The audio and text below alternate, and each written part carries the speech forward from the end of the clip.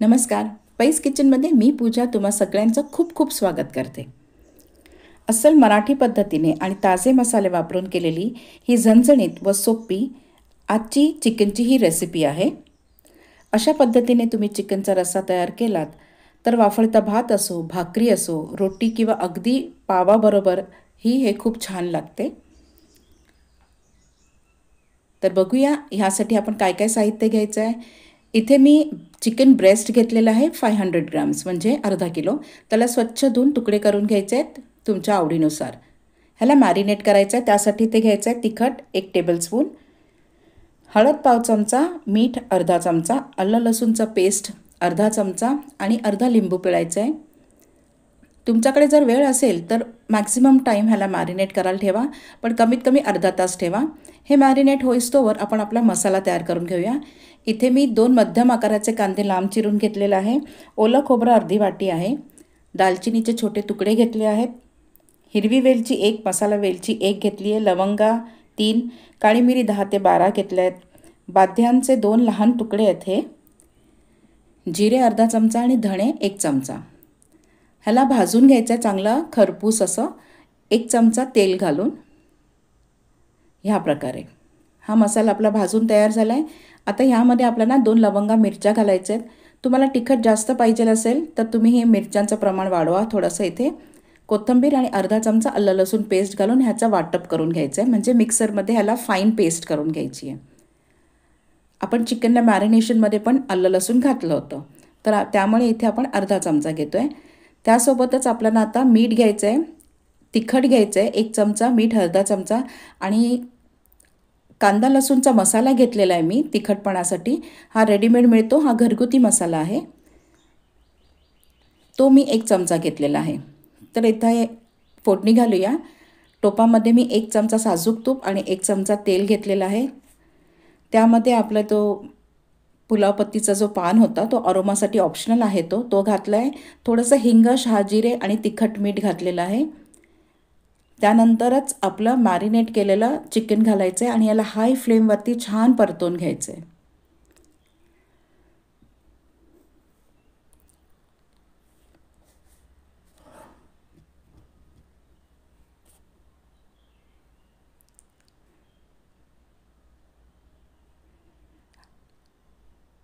आता फ्लेमला लो करून ह्याला झाकून अगदी 2-3 मिनटासाठी दमायला ठेवायचं आहे. बघा यामध्ये आपण कांदा, टमॅटो वगैरे फोडणीला नाही घातलेला आहे, म्हणून म्हटलं ही पद्धत खूप सोपी आहे, पण खूप चविष्ट लागते, चवदार लागते. आता हे आपले चिकन ऑलमोस्ट शिजलेले आहेत थोडेसे. तर ह्यामध्ये आपल्याला मसाला घालायचा, जो वाटप आपण वाटून ठेवलेला होता तो कांदा खोबऱ्याचा.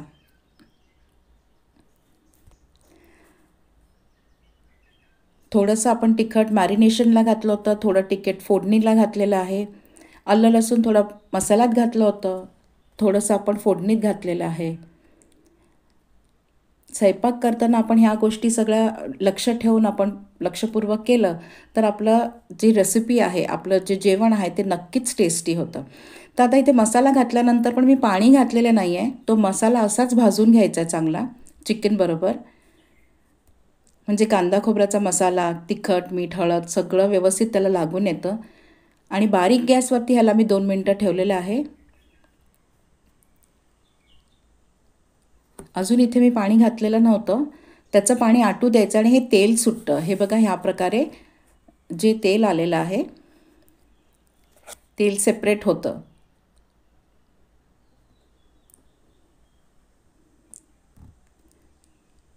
आता आपल्याला ह्याला आदन घालायचं आहे. आदन म्हणजे गरम पाणी. तर इथे माझ्याकडे स्टॉक होतं, चिकन स्टॉक, ते मी घालते 1 कप.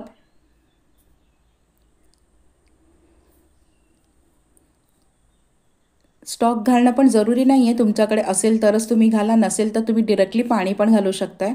कारण आपण चिकनचंच ग्रेव्ही करी करतो आहे, तर त्यामुळे त्याचं चिकनचा अर्क तर उतरणारच आहे.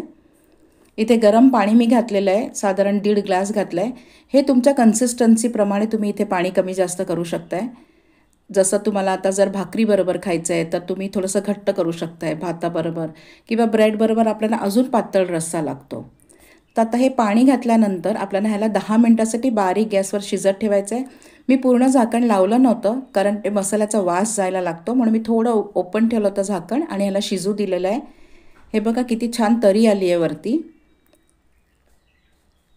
इथे तुम्ही टेस्ट बघू शकताय, काय कमी जास्त असेल तर तुम्ही ह्या स्टेजला तुम्ही करू शकता.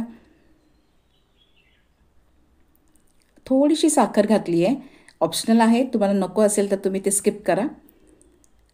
गरम मसाला घातलेला आहे, अगदी पाव चमचाच घातला आहे कारण आपण होल स्पाइसेस घातले होते कांदा खोबऱ्याच्या मसाल्यामध्ये.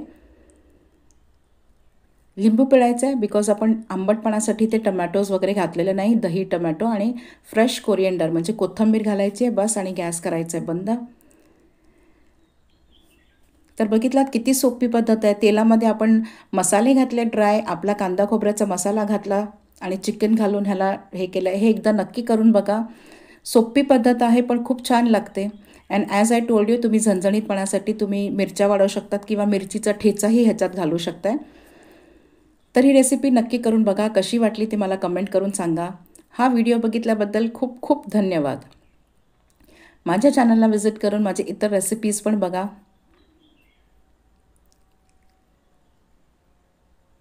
आणि अजूनपर्यंत माझ्या चॅनलला सबस्क्राईब केलं नसेल तर प्लीज करा. थँक्यू.